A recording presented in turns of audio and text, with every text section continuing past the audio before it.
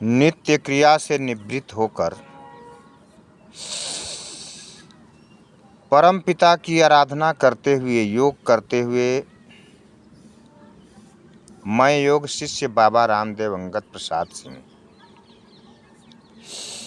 मेरे अंतःकरण में एक प्रेरणा आई। मैं अपने पत्नी की बहन के हस्बैंड की आकस्मिक निधन हो गया, उनके यहाँ आया हुआ हूँ, उनके श्राद्ध कर्म में आया हूँ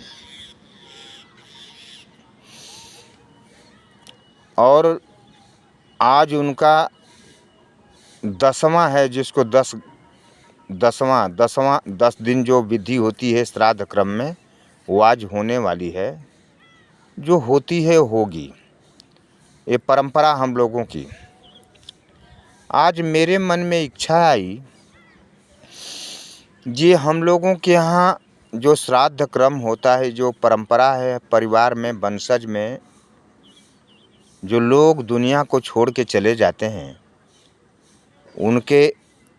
उनके जाने के एवज में, जाने के बाद हम लोग जो करते हैं, मैं तो फौजी हूँ, वैसे मैं बाबा का शिष्य, बाबा रामदेव जी का शिष्य अंगद प्रसाद सिंह फौजी। मेरे मन में जो इच्छा आती है वो मैं ज़रूर शेयर करता हूँ लोगों को। मेरे मन में आज ये इच्छा आई, ये परंपरा जिस समय चालू की गई होगी, उस समय परिवार में बहुत प्रेम रहा होगा, मुझे ऐसा लगता है।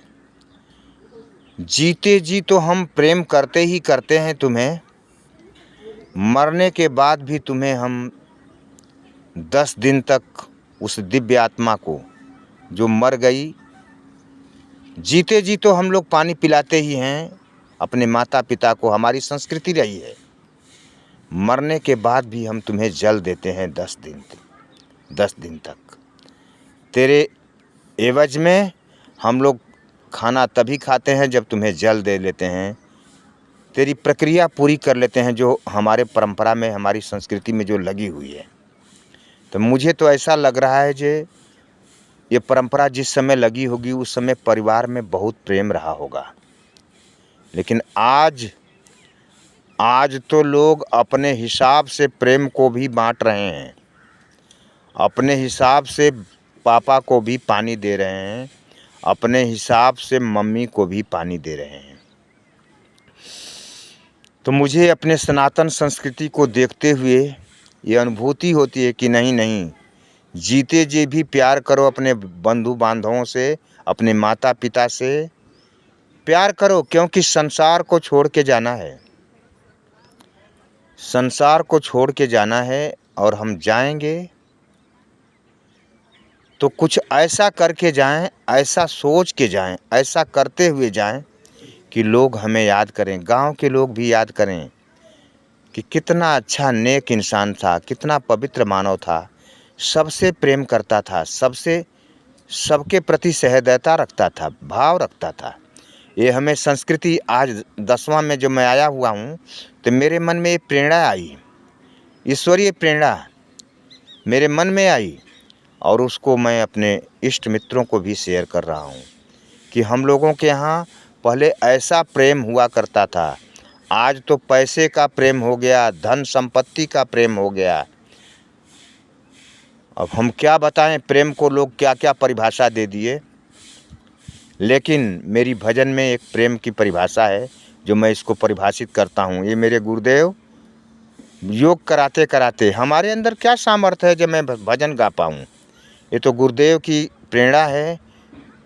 मेरे गुरुदेव बाबा रामदेव जी जो आज सनातन संस्कृति को जगाने का कार्य कर रहे हैं।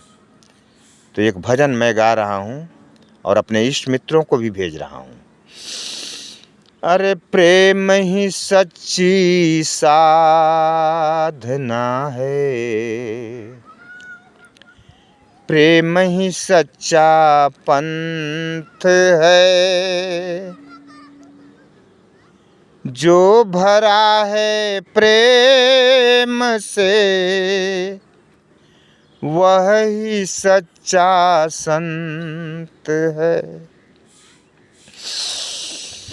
प्रेम ही सच्ची साधना है, प्रेम ही सच्चा पंथ है। जो भरा है प्रेम से वह ही सच्चा संत है। वेद हो या रामायण, कुरान या गीता हो, अरे वेद हो या रामायण, कुरान या गीता हो, ओ न समझेगा उसे जो प्रेम से घटना सींचा हो। अरे घृणा का पतझड़ मिट जाता जब खिलता प्रेम बसंत है। प्रेम ही सच्ची साधना है, प्रेम ही सच्चा पंथ है। जो भरा है प्रेम से वह ही सच्चा संत है। अरे नफरत की जो बीज बोते ओ मजहब तो झूठे हैं। जो नफरत पालता है अपने दिल में और अपने को धार्मिक बनता है, मैं उसको धार्मिक नहीं मानता। अरे नफरत की जो बीज बोते ओ मजहब तो झूठे हैं। धर्म के ही नाम पर जो आपस में ही रूठे हैं। अरे धर्म के ही नाम पर जो आपस में ही रूठे हैं।